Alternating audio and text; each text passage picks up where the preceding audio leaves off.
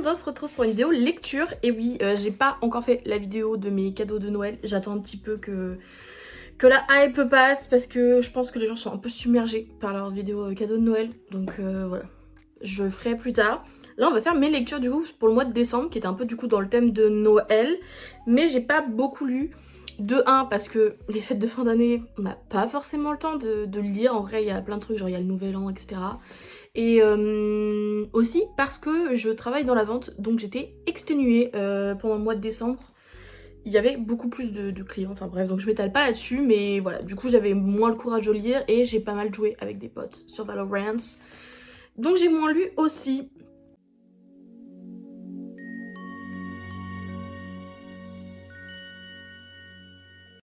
On va commencer par les romans. Donc j'ai relu Je ne suis pas un serial killer de Dan Wells, que j'adore, c'est l'un de mes romans préférés. Donc c'est un roman policier avec des éléments surnaturels exceptionnels. Je l'ai lu il y a très très longtemps pour la première fois quand j'étais au primaire collège. Parce qu'en fait c'était à ma sœur. Et depuis je l'ai relu plusieurs fois et j'essaie de le relire tous les 2-3 ans. Parce que je l'aime vraiment beaucoup. Bon, même si je connais un petit peu le plot twist, etc. Enfin, le plot twist en vrai intervient assez tôt dans le bouquin, donc c'est pas non plus hyper dérangeant. Et j'ai vraiment adoré parce que du coup on suit un adolescent sociopathe je crois, enfin bref, qui ressent pas les mêmes émotions que les gens. Et qui a peur de devenir un serial killer, sauf qu'en fait il y a un vrai serial killer dans sa ville et lui du coup ça le fascine, mais en même temps il veut l'arrêter, bref. Trop génial, vraiment j'adore l'écriture des personnages, famille dysfonctionnelle, etc. Incroyable! Et ça se passe du coup pendant Thanksgiving, enfin au début ça se passe à Halloween, après il y a Thanksgiving, après il y a Noël et je sais plus s'il y a le Nouvel An ou pas encore, non je crois qu'il n'y a pas encore le Nouvel An dedans.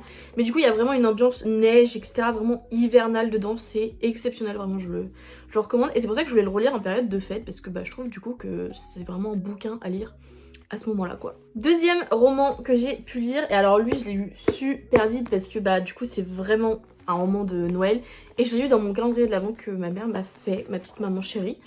Et du coup je l'avais acheté en anglais parce que je voulais relire en anglais un petit peu et je trouve que les couvertures en anglais sont tellement plus jolies que les couvertures qu'on a en France.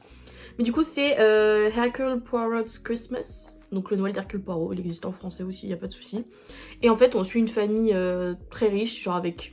En fait c'est un homme et toute sa descendance et en gros qui se réunissent tous à Noël et que ça fait très longtemps qu'ils sont pas tous réunis à Noël et ce vieil homme va mourir.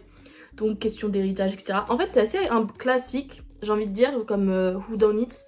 Genre c'est vraiment une famille riche dans un manoir à Noël, histoire d'héritage. Mais trop bien quoi, je savais vraiment pas qui avait tué jusqu'à la fin. Le reveal de la fin je suis pas hyper fan. Voilà, je trouve un peu décevant, j'aurais aimé que ce soit plus hint pendant le livre parce que vraiment je l'ai pas vu venir. Mais pas dans le bon sens du terme. Donc voilà, juste un peu la fin qui m'a déçue. Mais sinon j'aimais trop pareil en mode qui l'a fait, oh my god. Bref, c'était trop génial. Genre c'est vraiment un crime hyper technique en plus. Donc très très cool. Et franchement les Agatha Christie, à chaque fois que j'en lis un, je suis pas déçue. Donc j'ai continué à acheter des Agatha Christie, voilà, attendez-vous à en voir encore plus dans ces épisodes parce que c'est exceptionnel. J'ai lu une seule BD franco-belge, en tout cas fait par quelqu'un de français ce mois-ci. Enfin ce mois-ci, depuis la dernière vidéo lecture quoi. C'est Bobby et Gary, la grande aventure. Et en fait c'est une illustratrice qui s'appelle Nini Wanted qui a réalisé du coup ce livre qu'on pouvait acheter sur Copy et bref, moi je la suis sur les réseaux sociaux donc c'est comme ça que j'ai vu, je suis pas trop Copy en général.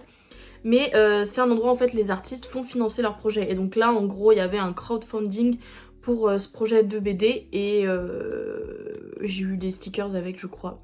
Voilà, j'ai pris le premier lot parce que vas-y je suis pauvre en fait. Enfin à l'époque où je l'avais acheté j'étais encore étudiante.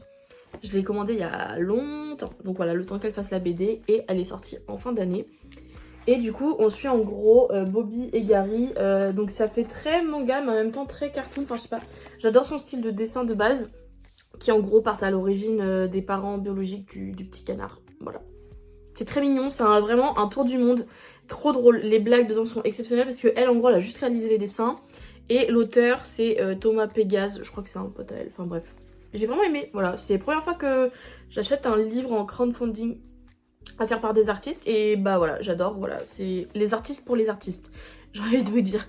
En manga, j'ai décidé de me refaire une série que j'ai depuis très longtemps et que j'avais galéré à trouver la fin en tome physique parce qu'en fait ils étaient plus publiés depuis un moment quand j'ai voulu terminer ma collection.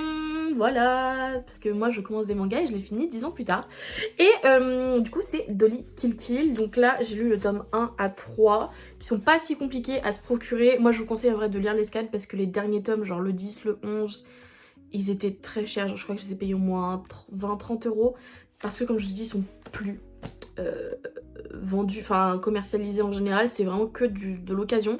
Faudrait que je recheck parce que ça date d'il y a 1 ou 2 ans que j'avais fini la collection. Donc peut-être que maintenant il y a plus de gens qui les revendent, je sais pas. Mais bref, en gros on suit un univers apocalyptique où des espèces d'aliens qui ressemblent à des grosses poupées ont décidé d'envahir le monde. Les grosses poupées elles ressemblent à ça. Moi j'ai trouvé trop mimi. Et en fait certains humains ont un pouvoir. Le fantasma, il y en a qui l'appellent et d'autres ils disent qu'en gros c'est, je sais plus comment on appelle le fluide, le chêne, je sais plus, je mettrai à l'écran. Bref, c'est du manga un peu combat, mais je trouve ça assez cool parce que tout le délire autour des aliens qui en fait ressemblent à des poupées et à des trucs enfantins, voilà, c'est un peu sympa. Je pense qu'en le relisant, ce sera pas aussi bien que dans mes souvenirs, mais quand j'étais jeune c'était cool. Comme manga, ça changeait en fait, je trouve. J'ai enfin lu ce manga que j'avais acheté depuis un moment, je crois que ça faisait 1 an que j'avais dans ma bibliothèque, c'est Evol tome 1.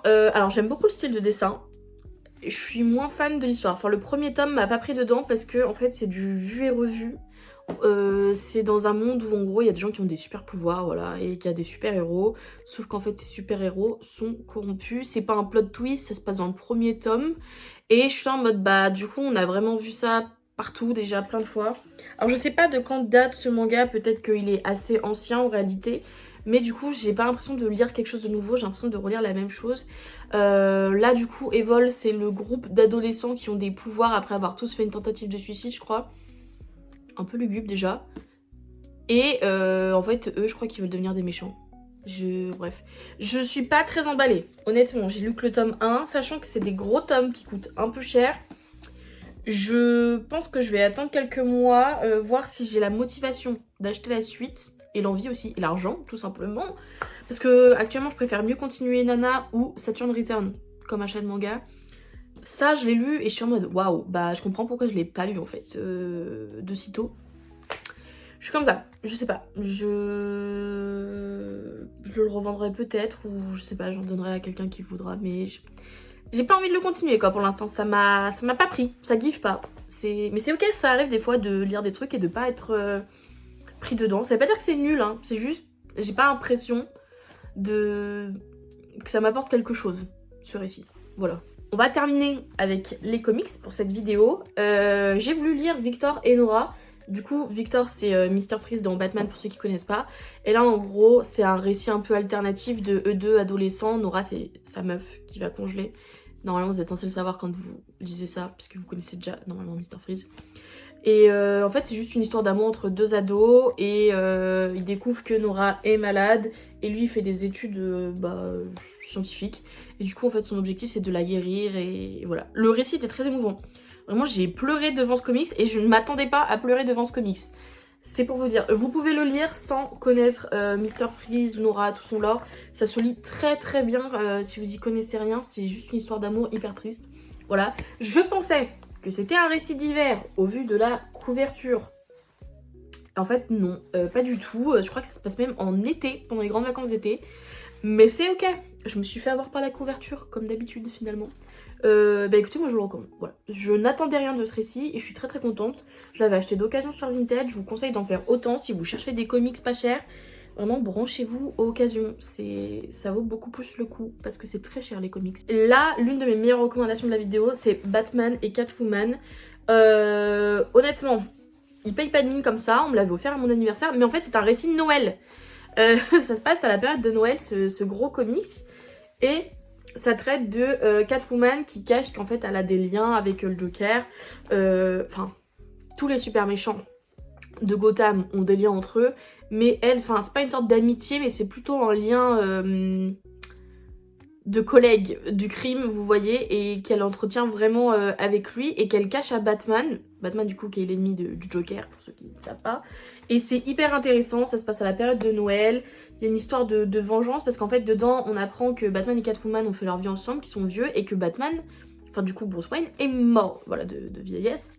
Et du coup, Catwoman, elle va faire ça, Catwoman, à la fin. J'ai pas envie d'en révéler plus de ce qui se passe dans le comics, mais c'est hyper intéressant. Et du coup, on a leur fille Elena, qui est une Batgirl, du coup, je suppose, je sais pas, Batwoman, j'en sais rien, qui va mener l'enquête. Et bref. Je vous le recommande, honnêtement, c'est l'un des meilleurs comics Batman que j'ai lu ces dernières années. J'en ai pas lu des masses, ok, mais j'adore. Et je commence à être beaucoup plus critique sur les comics que je lis, parce que bah, des fois c'est toujours un peu les mêmes histoires, vous voyez. Là non, là c'est même pas autour de Batman, c'est vraiment Catwoman, le main character. Et je sais pas, ça fait du bien en fait, des femmes en main character. Ça me rappelle quand je lisais Harley Quinn, c'était trop bien. Et du coup c'est un Black Label de chez DC, c'est les meilleurs comics je trouve qu'ils font. Ces dernières années en général DC, c'est les Black Label exceptionnels. Je vous conseille d'aller voir d'ailleurs le reste de leur gamme Black Label. Je crois que White Knight, c'est aussi toute cette saga chez Black Label. Trop cool. J'ai fini pour ces petites lectures un petit peu thème de Noël. Comme je vous ai dit, j'ai pas eu le temps d'en lire beaucoup parce que bah, les fêtes, etc., la fatigue, j'étais pas très motivée à lire en plus le soir. Donc je vais essayer de faire mieux. J'ai plein de romans en plus que j'ai très envie de lire. J'ai eu plein de trucs à Noël en livre, donc très hâte. Il y a des livres qui sont là depuis 2 ans aussi dans mon étagère, genre Les fiancés de l'hiver. J'ai toujours Twilight à finir, le dernier tome, mais alors ça aussi, faut que je m'accroche. Faut que je m'accroche. Et en ce moment, vous le savez peut-être pas, mais je lis Alchemized sur Kindle, du coup. Je savais même pas qu'on pouvait avoir Kindle sur son téléphone, mais du coup c'est ce que j'ai fait, ça coûte moins cher. Et c'est plus pratique pour lire partout, un petit peu dans les transports. Et bah écoutez, Alchemized, c'est très long à lire, hein. C'est presque 1000 pages, j'ai pas l'habitude. Et alors le début en plus c'était super long. De base c'est une fiction, Drago et Hermione, mais du coup ça a été renommé etc. pour éviter d'avoir des problèmes avec J.K. Rowling. Cette grosse transphobe, mais bref, voilà. Si vous avez déjà lu l'un de ces livres, n'hésitez pas à me donner votre avis en commentaire, ça m'intéresse encore plus que pour le make-up. J'adore l'avis des gens sur les œuvres qu'ils lisent, qu'ils consomment en général. Et bah, n'hésitez pas à me faire des recommandations de livres aussi, avec plaisir franchement dans les commentaires, parce que je finis toujours par acheter en général des trucs et à découvrir des trucs grâce aux recommandations qu'on me fait. Donc voilà. Bye!